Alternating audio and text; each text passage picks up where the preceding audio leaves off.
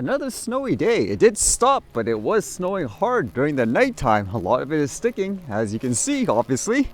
And what did I read today? How about this one? More news about drones being used for hunting, where in a lot of places they make it illegal, for example, because they say it's a form of cheating, like it's unfair to use drones, but a lot of places apparently are trying to legalize it.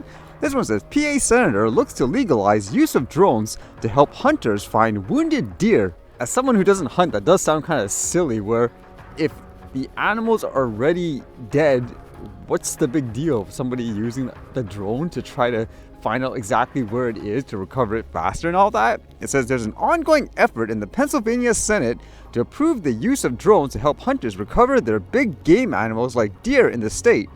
In some states like Ohio, drones with thermal or infrared imaging cameras are used to help hunters who can't locate a wounded deer. In Pennsylvania, the practice is illegal, but legislation to approve it is being drafted. The Pennsylvania Game Commission held an undercover operation in December 2023 and charged a drone operator, Joshua T. Wigenroth, 35, of Downingtown, for attempting to use a drone to find a hunter's deer in Lancaster County. The drone operator was found guilty. That was that story I talked about before, if you guys remember, where the person's case had to be dismissed because it sounded like the officials didn't do something proper in terms of the procedures. It says, however, on January 16th, those citations were dismissed on appeal in Lancaster County Court based on exculpatory evidence used against the defendant being withheld by the commission. The agency has decided not to refile the charge, but asserts using electronic or motorized devices like drones to help in any form of the hunt, including tracking, is illegal. Saying, quote here, drones remain unlawful for hunting use, including for tracking, based on the law's broad prohibition on electronic devices. Travis Lau, communications director for the Game Commission, said deer recovery by drone is unlawful because it meets the definition of tracking, which is part of the definition of hunting. Additionally, drones are electronic devices and they are not approved for hunting use. Drones can also be connected to prohibitions of hunting with motorized vehicles and spotlights. Yeah, it's just so technical where it's classified in almost every single way.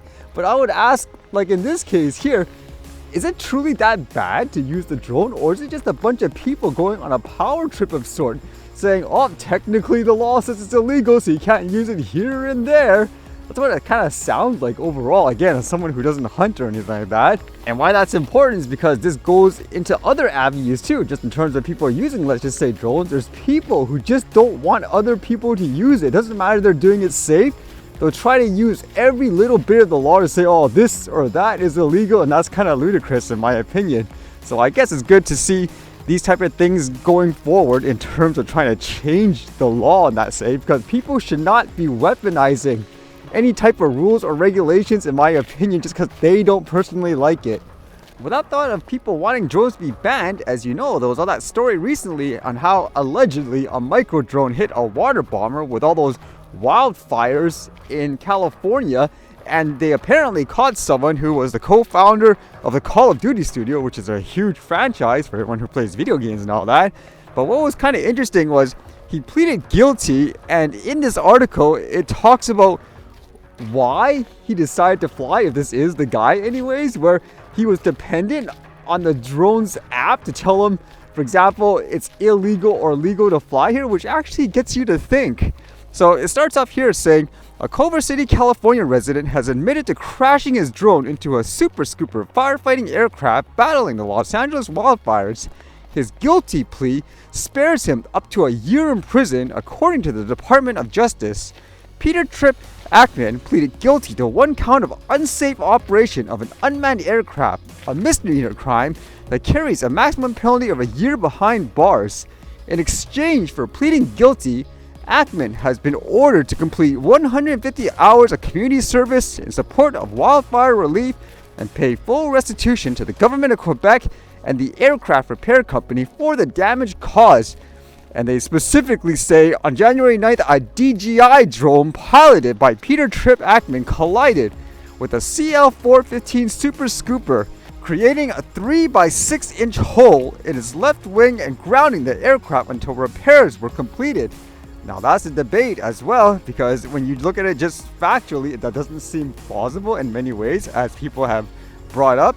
But again, just in terms of this guy flying, it sounds like one of his defense, for example, was the fact that the app, it didn't stop him. Normally for things like a DJI product, back then the geofence would actually alert a lot of people in certain areas saying do not fly here, but that's only the company DJI determining, okay, we think you should fly here. And it says, quote, there are a number of mitigating factors that will come to light during the court proceedings, including Mr. Akeman's reliance on the DJI drone's geofencing safeguard feature and the failure of that feature.